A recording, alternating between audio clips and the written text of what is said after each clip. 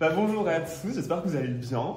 Avant de commencer ma présentation, j'aimerais remercier Dimitri de nous avoir sollicité et toutes les personnes qui sont à l'origine de cet événement. Ça fait vraiment très plaisir d'être là. Et donc aujourd'hui, je vais vous présenter mon mémoire bibliographique qui est donc Exposer les dinosaures entre science et attraction. Donc, avant toute chose, quelques mots sur moi. Donc, qui je suis? J'ai une passion pour la paléontologie qui est vraiment née quand j'étais toute petite, quand ma mère m'a offert, quand j'avais 5 ans et demi, le DVD de Walking with Dinosaurs, sorti par la BBC en 99. Et après ça, vraiment, mon autisme a fait que grimper au fur et à mesure, avec un intérêt spécifique pour ça. Et j'ai décidé d'en faire mon métier. Donc, j'ai fait une licence en biologie des organismes à l'université de Rennes. Où j'ai survécu à la chimie organique du mieux que j'ai pu. Et ensuite, je suis arrivé ici. Là, actuellement, je suis en M1 de muséologie des sciences, dans le master du MNH. Bref. Voilà. Et à part ça, qui je suis vraiment? Je suis artiste drag depuis 2016. J'ai commencé le drag à la base, juste pour m'exprimer esthétiquement. Et en fait, au fur et à mesure, je me suis dit que c'était hyper chouette d'incorporer ma passion pour les sciences et la biologie à l'intérieur de mes performances. Fast forward, j'ai fini par vraiment créer une communauté autour de ça avec mes magnifiques filles que j'ai mis à l'écran qui sont Stella, Velma Stein et Cherry on Top. Ce sont des drags de Rennes, femmes trans, voilà, parce qu'on se serre les coudes. Suite au conseil d'une amie avec qui je me plaignais de ne pas savoir quelle était ma place dans la communauté drag et queer en général, elle m'a dit « mais fais une série de vulgarisation de paléontologie, t'adores ça, t'adores nous en parler quand on n'a pas envie de savoir ». Et donc j'ai créé Paléontologie par Ambrosie, qui est une série de vulgarisation que j'ai postée sur TikTok, puis Instagram, là je suis sur YouTube, bref. Voilà. Où je parle de paléontologie. J'ai fini par faire des vidéos de visites guidées de muséums d'histoire naturelle en drague. J'ai fait Orléans, Nantes, Angers et les collections universitaires de Rennes, de zoologie et de géologie. Et j'ai fini par faire Oui, je parle vraiment de moi, j'adore. Et j'ai fait en 2024 la soirée d'inauguration des Champs Libres, qui est le centre culturel de Rennes. Que j'ai intitulé la Jurassic Party, où en gros c'était un show drag narratif qui retraçait les différentes périodes de l'histoire de la Terre, illustrées par des performances drag de pas mal de mes collègues et amis. Et la présentation d'aujourd'hui, c'est celle de mon mémoire bibliographique. C'est un sujet qui a été proposé par Florence Rollin-Cerceau pour l'UE-MSNH 110, mémoire bibliographique. Et le rendu est en mi-mars, c'est pas fini évidemment, puisqu'on a beaucoup de travail. Je squeezerai la fin, c'est pas grave. Et le sujet est exposer les dinosaures entre science et attraction. Vraiment, j'ai vu le sujet, je me suis jeté dessus d'une façon. Pour cette présentation, mon plan, ça va être une première partie, une chronologie de l'exposition des dinosaures, avec les premières représentations, la relation entre les fossiles de dinosaures et les muséums d'histoire naturelle. Et enfin, une dernière partie que j'ai intitulée « Le capitalisme mésozoïque ». Je trouvais ça plutôt parlant. Et dans une deuxième partie que je vais probablement devoir squeezer, on a l'évolution des paléomédias avec construire la figure du dinosaure en tant que monstre et incorporer les découvertes, notamment dans les documentaires sur la paléontologie.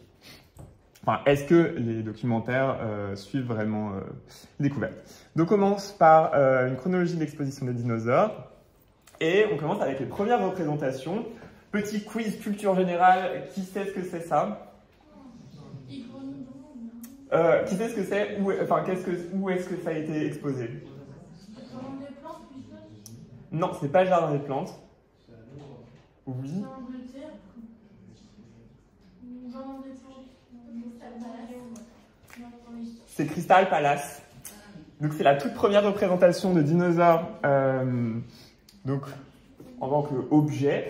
Et en 1840, Richard Owen crée le mot dinosaure. Et seulement 10 ans après, Waterhouse Hawkins et Richard Owen créent ensemble des sculptures grandeur réelle d'animaux éteints, dont par exemple Iguanodon justement, ou Megalosaurus. Et donc, ils avaient une sacrée tête. En 1868, on a le premier dinosaure qui est monté. Jusqu'ici, on parlait de sculpture. Là, il s'agit donc de prendre les os, les squelettes, et les monter comme si ils appartenaient à un animal encore vivant. Et donc, le premier dinosaure monté, c'est donc des algrosaures et des dryptosaures au Philadelphia Academy of Natural Science. Et donc Hawkins, donc la personne qui avait fait Crystal Palace juste avant, est donc le premier à convaincre un muséum de monter des vrais os pour constituer un squelette partiel. Et donc on peut le voir ici, donc l'adrosaure est vraiment représenté de façon hyper verticale, donc c'était un peu typique de l'époque. Ensuite, donc avec l'évolution de ce qu'on sait sur les dinosaures, évidemment les montages ont commencé à évoluer. Donc fin des années 1870, je suis un peu vieille quand même, fin des années 1870, début 1880, on a Louis Doullot au musée royal d'histoire naturelle de Bruxelles, donc qui utilise les connaissances obtenues grâce à la découverte des iguanodons du site de Bernissart pour commencer à reconstituer des squelettes beaucoup plus accurate, qui ont une meilleure tête, comme on peut le voir ici. En 1905, c'est le premier sauropode, donc un brontosaure, donc le genre n'existe plus, mais le premier sauropode qui est monté donc, par William Matthew et Granger à l'American Museum of Natural History. Et donc Walter Granger. Et donc, ils ont utilisé des dissections de reptiles donc pour comprendre comment fonctionnaient les muscles et les articulations avant de réaliser au montage. Donc, qui était une entreprise quand même, fallait vouloir, quoi. Et ça a un impact encore aujourd'hui, puisque quand on monte des fossiles de dinosaures, on s'intéresse toujours à comment fonctionnent les reptiles actuels, je veux dire, justement, pour représenter, par exemple, des poses de marche, de course, ou de saut ou autre. Bon, évidemment, pour les sauropodes, on ne peut pas trop faire des démarches de saut, mais voilà. Ça marche plus. C'est bon, ok. Et donc, en 1918, on a un montage qui est hyper intéressant, qui est celui d'un centrosaure au Peabody Museum de l'Université de Yale, donc par Richard Gould. Et ce qui est intéressant, c'est qu'il est présenté un peu comme un écorché d'anatomie, avec donc une partie fossile, avec donc les vrais restes du centrosaure, et de l'autre côté, c'est une reproduction. Je vais montrer aussi à l'écran. En fait. Donc, partie fossile et partie reconstitution. Et ce qui est intéressant, c'est qu'ils ont utilisé des empreintes donc de peau de cératopsiens sur des fossiles pour pouvoir reconstituer un centrosaure à peu près qui tient debout, quoi. Maintenant, on va parler de la relation qu'a le dinosaure en muséum d'histoire naturelle, puisque c'est pas quand même quelque chose d'anodin.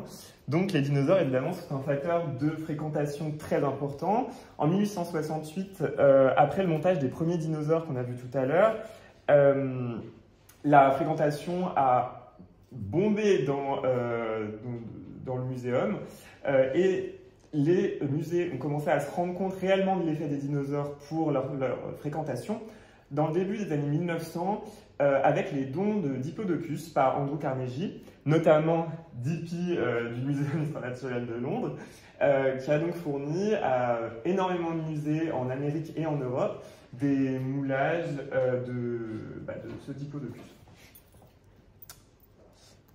Et aussi, ce qui est intéressant et qui a pu... qui n'était pas forcément intuitif, mais que j'ai trouvé pas mal dans les recherches, c'est que le public souhaite quand même une science qui soit plutôt exacte, avec donc l'avancée des découvertes en paléontologie. Les montages qu'on a vus tout à l'heure deviennent de plus en plus inexacts, et en fait, donc certains musées, avec la pression du public et des paléontologues, ont décidé de rénover donc, la partie dinosaure de leur musée. Et donc, on s'est rendu compte qu'il y avait énormément de fréquentation et que le public était très friand justement de ces montages actualisés. Donc avec ici par exemple donc le T-Rex, je vais pas montrer ça. Donc avec ici par exemple le T-Rex de l'American Museum of Natural History qui a vu sa fréquentation augmenter de 20% après le remontage. Et le Film Museum à Chicago, qui a vu sa fréquentation augmenter de 67% quand même, après son remodelage donc, de son hall des dinosaures. Donc là, on arrive sur la partie capitalisme mésozoïque, ou comment se faire un max de thunes sur les dinosaures. Et c'est un petit peu les bas-fonds de l'exposition des dinosaures. Donc évidemment, l'histoire naturelle, elle ne se finance pas toute seule, et donc les musées n'y échappent pas. Il faut qu'ils trouvent des patrons et des visiteurs, et il faut qu'eux-mêmes trouvent une valeur dans ce qu'ils exposent, parce que sinon, ils n'ont pas d'argent. Et on a besoin d'argent, malheureusement. Voilà. Et les dinosaures sont une rentrée d'argent particulièrement facile, puisque début des années 70, on commence à avoir un regain d'intérêt pour le grand public pour les dinosaures, et pas la paléontologie, pour les dinosaures spécifiquement. Et les dinosaures sont un moyen pour surtout les petits musées, mais aussi les grands, de se faire un peu d'argent. Et donc partout commencent à apparaître des boutiques souvenirs avec des goodies dinosaures plus ou moins horribles, qui n'ont pas forcément leur place dans un musée sans naturel, qui se veut une institution scientifique à la base. Et donc, on a aussi des exemples d'expositions plutôt douteuses que je voulais présenter. Dans les années 1830, en fait, il y avait des expositions itinérantes qui ont été créées donc avec des fossiles de personnes privées, quoi. Et donc, l'idée, c'était que les gens payaient pour aller voir des dinosaures, ou des fossiles en général, et chaque personne avait une volonté de présenter le plus grand fossile possible, et donc ils faisaient des composites avec des bouts de mastodons ou des bouts de reptiles marins pour faire le plus grand dinosaure que vous allez voir de votre vie, payé $15. Et là, c'est vraiment le début de la fin, à mon sens, c'est l'utilisation d'animatroniques. Donc, début des années 60, Disney commence à produire des animatroniques de dinosaures. Le mot Disney a été employé, donc vous savez que c'est pas terrible. Et donc, dans les années 90, il y a vraiment une folie du public pour les animatroniques. Et donc, il y a eu des productions de robots absolument affreux qui s'améliorent un petit peu plus tard avec consultation des paléontologistes. Comme de par hasard, ça marche mieux. Et beaucoup de ces expositions, surtout, c'est là qu'on les critique surtout, c'est qu'elles n'ont pas pour but d'apprendre quelque chose aux visiteurs, elles sont que des appâts qui sont colorés et bruyants. Bruyants parce qu'ils font rugir les dinosaures et on sait que c'est pas vrai. Avec ce type de choses qui sont encore d'actualité, parce que là c'est des photos quand même relativement récentes. Ouais, voilà. Dont j'ai plein de pubs sur Instagram d'ailleurs en ce moment, c'est un peu horrible. Et donc, les visiteurs de ces expositions, c'est là où les musées ont tendance à les faire, malgré le fait que leur valeur scientifique ne soit pas là, quoi. C'est que les visiteurs de ces expositions ne sont pas les mêmes que des expositions scientifiques. L'idée, c'est d'attirer un autre public, donc avec des familles ou autres, et donc de multiplier les rentrées d'argent, puisque les visiteurs friands de choses scientifiques vont venir de toute façon. Et donc, l'idée, c'est d'en ramener encore d'autres pour avoir un petit peu plus de thunes. Et donc, à ce moment-là, les musées commencent à délaisser leur rôle et deviennent des parcs d'attractions. C'est une mode qui est largement critiquée par les paléontologues des années 90. Par exemple, le New York Museum of Natural History, en 1993, produit une exposition intitulée The Dinosaurs of Jurassic Park, qui est vendue comme une redécouverte des espèces du film. Donc avec, je cite, des dinosaures spectaculaires, grandeur réelle, des effets spéciaux réalistes, des props du film, et à côté, des vrais fossiles, des espèces du muséum. Et encore quelque chose qui a pu se dégager dans les dernières années, c'est l'apparition de la réalité virtuelle. Donc on a dans la grande galerie, avec les animaux disparus, l'idée de faire revivre un dodo pour 3 secondes pour le voir marcher, et voilà. De toute façon, un dodo ne fait pas grand-chose d'autre. Et donc, grâce à Internet surtout, les musées ont commencé à développer des muséums virtuels, donc avec le Smithsonian Institution, le Dakota Dinosaur Museum, le Museum of Paleontology de l'Université de Californie, etc., qui proposent donc des visites virtuelles de leur musée. Mais ça, c'est vrai que c'est aussi régulièrement utilisé à bon escient, avec l'idée quand même de faire passer la science donc par un processus d'immersion et pas seulement de proposer quelque chose de divertissant. Et oui, parce que le muséum reste un espace de divertissement. Les gens vont au musée parce que c'est une sortie. Et donc, il doit rester un espace d'enseignement, mais c'est vrai qu'il faut toujours jongler entre les deux. Et donc, c'est là qu'on a des études qui s'intéressent à comment utiliser le divertissement pour enseigner, avec l'exemple de l'exposition Dinosaurs of China à Nottingham, donc, qui ont créé une magnifique marionnette de dinosaures, donc de Sinoraptor pour être plus précise. Donc dans une exposition qui était destinée à montrer à la fois la relation entre les oiseaux et les dinosaures, et aussi à présenter un maximum de dinosaures à plumes, donc de Chine. Et donc, ce dinosaure a été utilisé dans la com, dans des pièces de théâtre, etc., dans le musée, dans des centres commerciaux, un peu partout, dans la rue, voilà. Et donc, ça a eu des effets très positifs, parce que ça a permis de ramener un maximum de gens dans l'exposition. Ça a permis aussi de libérer beaucoup la parole des jeunes, notamment dans les scènes de théâtre dans lesquelles ils étaient incorporés. Mais il y a quand même pas mal de problèmes qu'on peut soulever, notamment déjà sa tête. Donc l'idée de prendre un théropode non plumé pour une exposition sur les dinosaures à plumes, bon voilà. Et la non-utilisation de vrais fossiles dans la communication, parce qu'ils ont juste pris sa tête, mais du coup ils n'ont pas mis les fossiles qui étaient exposés dans le truc. Donc en fait il y a toujours une idée que le faux attire plus que le vrai, quoi. Et donc là je vais aller potentiellement rapidement, je ne sais pas exactement combien de temps il me reste, je crois qu'il me reste à peu près 4 minutes. Je vous présente tout ce que j'ai fait et puis voilà. De toute façon la deuxième partie elle est vraiment brouillon, c'est là où je me suis arrêté. Encore une fois j'ai encore un mois pour le finir. Donc dans cette deuxième partie sur l'évolution des paléomédias, on va commencer par la fabrication du dinosaure sanguinaire.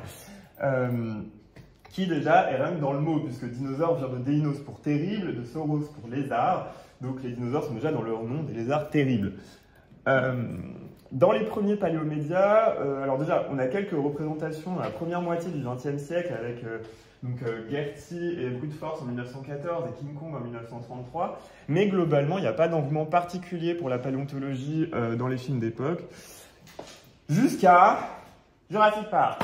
Donc c'est le premier blockbuster sur le thème du dinosaure. Il est adoré ou détesté, mais on ne peut pas être neutre et on ne peut pas dénier son impact sur l'image du dinosaure dans la culture populaire.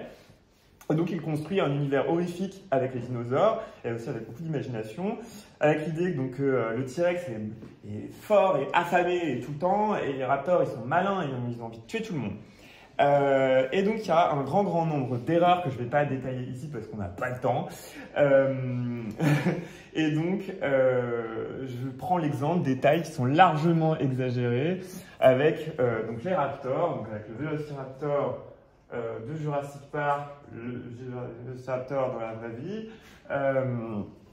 Donc il y a eu un choix qui était vraiment volontaire d'utiliser le nom Vélociraptor pour une image de Deinonychus à la base, qui était beaucoup plus grand, qui ensuite a été largement agrandi, et en plus ils ont choisi délibérément de ne pas leur donner un aspect avien, alors qu'ils savaient à l'époque, donc il avait des plumes, etc.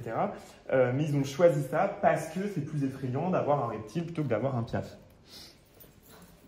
Et donc c'est là que le dinosaure monstre est né, donc suite au succès de Jurassic Park, il y a un grand nombre de films et de séries qui montrent les dinosaures comme des gros méchants. Je pense par exemple à Carnosaure, Raptor, etc., etc. 65, le plus récent, horrible, j'ai détesté. Voilà. Et donc là, j'ai presque fini puisque c'est un peu la partie où j'ai pas fini. Donc voilà ma bibliographie. Voilà mon catalogue d'expositions qui m'ont servi et merci pour votre écoute.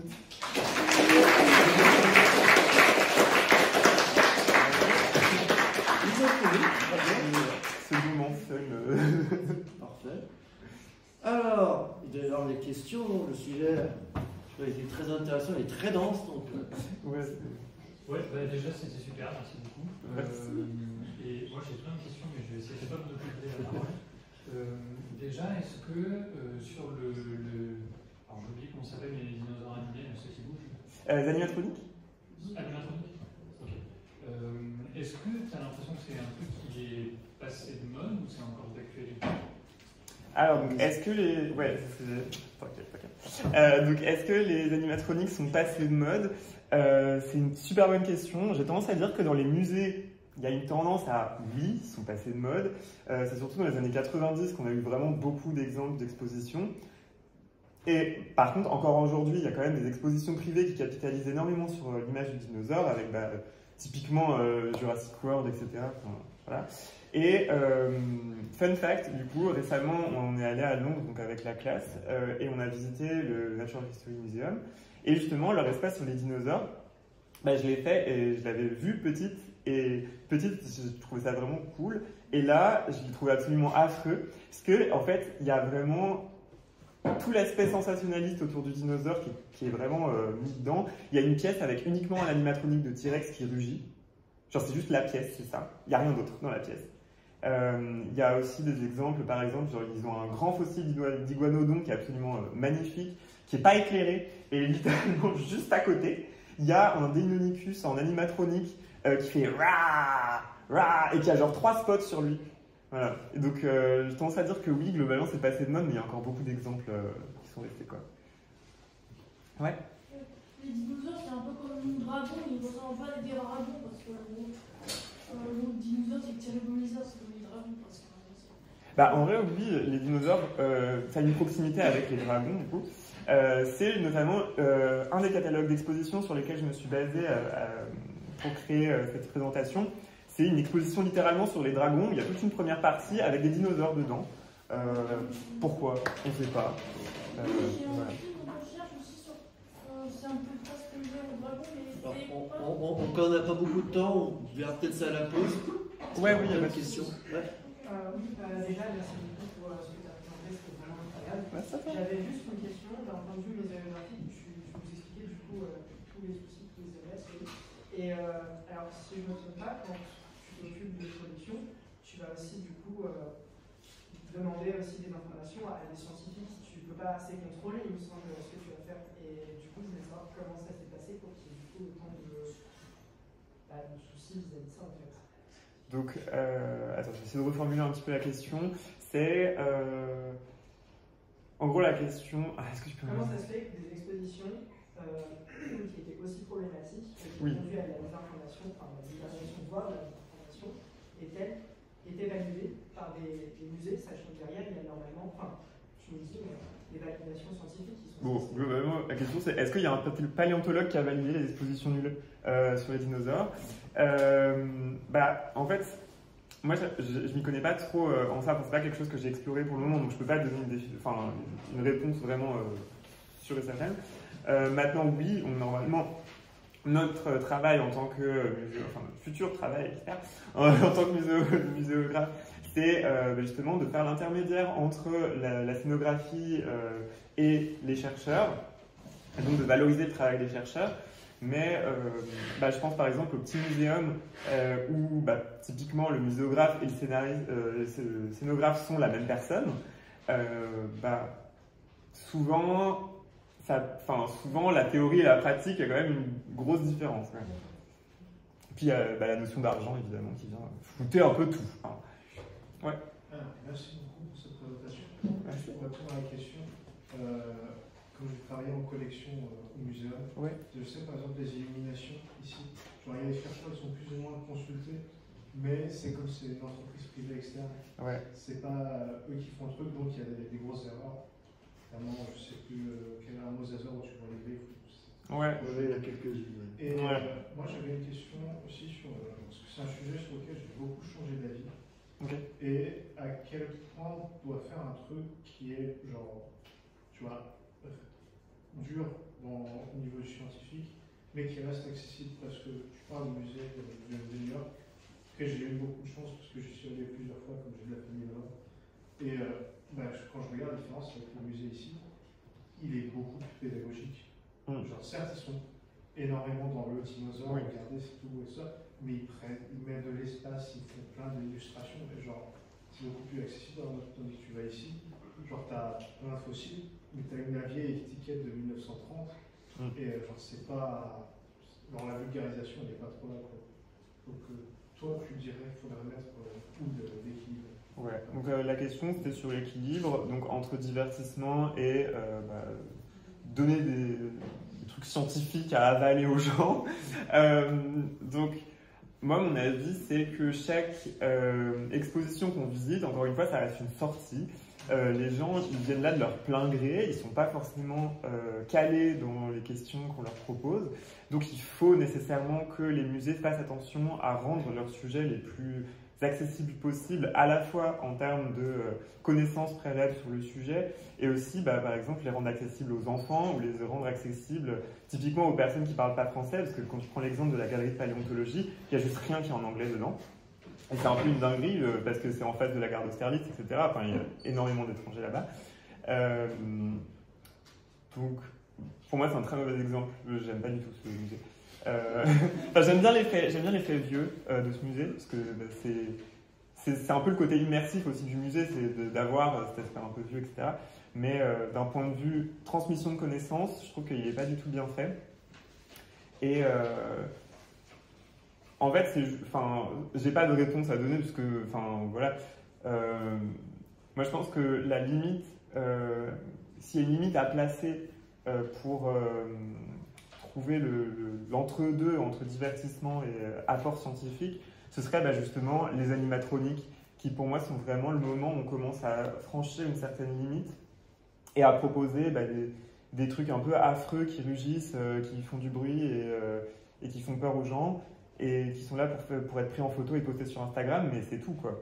Donc en fait, il faut voir, est-ce que chaque dispositif de médiation est réellement un dispositif de médiation scientifique, ou est-ce que c'est un dispositif qui est juste là pour la communication?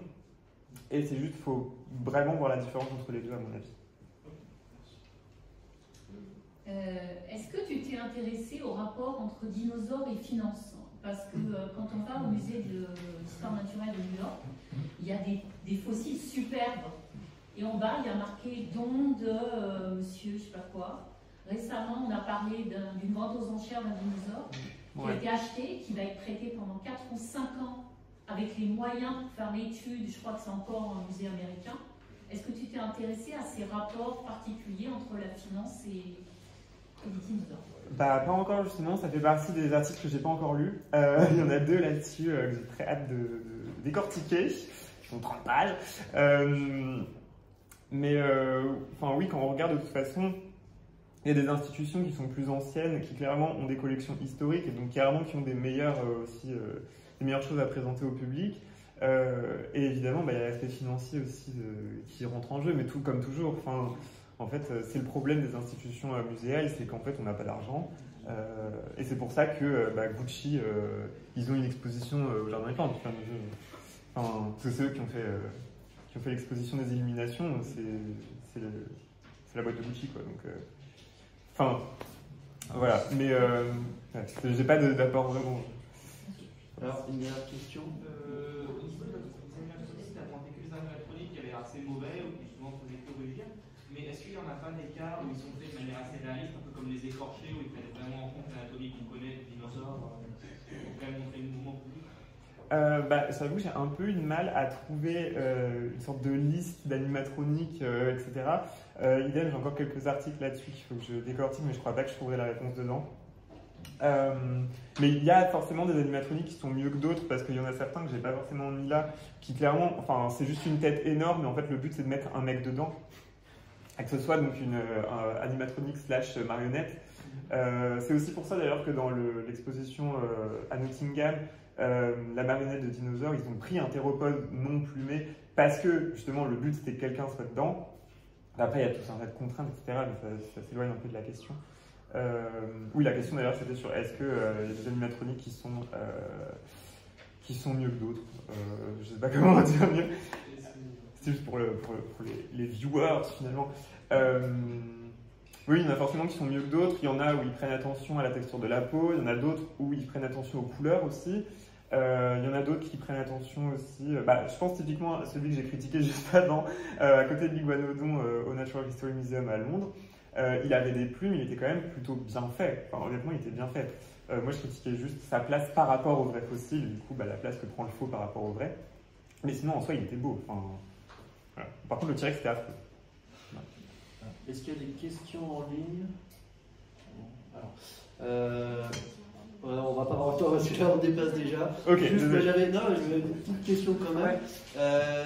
par rapport à ton mémoire, par rapport au sujet qui est ultra riche et dense, quid de la suite? Est-ce que par exemple il y aura des répercussions au niveau justement du muséum ici ou ailleurs? Ou ton avis? J'espère. Avec la suite, tu vas donner sur ce sujet toujours ou sur un autre sujet? Là justement, le mémoire bibliographique, le sujet c'est exposer les dinosaures entre science et attraction. Donc là c'est le début de mes recherches. De toute façon le sujet est imposé, donc je peux pas aller, voilà, je peux pas changer. Mais donc sur la partie plus paléomédia, justement c'est la partie réflexive, on est beaucoup plus libre sur le sujet. Et donc là j'ai décidé d'aller plus sur les paléomédias et voir un petit peu s'il n'y avait pas une sorte de corrélation entre l'évolution des tactiques muséales sur les dinosaures et sur leur représentation dans les paléomédias et leur représentation dans la culture populaire, en fait, finalement. Puisque on sait par exemple maintenant qu'ils ont des comportements maternels, qu'ils avaient des plumes, on connaît la couleur de certains, etc. Donc l'idée c'est de voir est-ce que dans les paléomédias ça suit ou est-ce que les paléomédias sont sensationnalistes aussi sur certains aspects, etc. Je pense aux documentaires quand je dis paléomédias. Oula, oui, on dépasse. Juste en remarque, bravo encore, sachant qu'en plus, moi, quand j'ai vu le titre, je l'ai trouvé passionnant déjà, donc c'était comme j'imaginais, je voyais plein de questions, moi j'ai encore plein de questions. Bon, on pourra voir ça après, voilà, à la pause. Et puis juste, c'était fort, c'était brillant, il y avait de l'énergie avec. Juste peut-être, si tu vois, tu as un sujet comme ça, que tu penses que tu n'auras pas le temps, ou par exemple ton mémoire n'est pas fini, excusez, de toute façon couper des parties et de prendre un petit peu plus le temps sur d'autres, parce que c'est vrai que c'était très dense et il y a largement de quoi faire plus de sujets, voire même de faire des sujets à la saga ou au dev. Il y a matière à faire. Bravo. Merci beaucoup.